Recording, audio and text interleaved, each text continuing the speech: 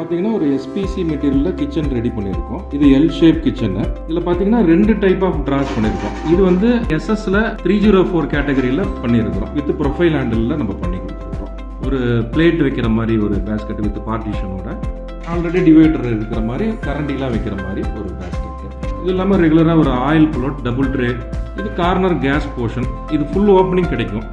இது எல்லாமே எஸ்பிசி மெட்டீரியலில் நம்ம பண்ணியிருக்கோம். Grey colour. இது இல்லாமல் ஒரு டோர் போட்டு 2 டோரில் ஒரு டிவைடர் கொடுத்து 2 டிவிஷனாக கொடுத்துருக்கோம். இது எல்லாமே பார்த்தீங்கன்னா ப்ரொஃபைல் ஹேண்டில் தான் நம்ம பண்ணியிருக்கோம். Profile handle aluminium profile handle தான் வச்சுருக்கோம் நம்ம.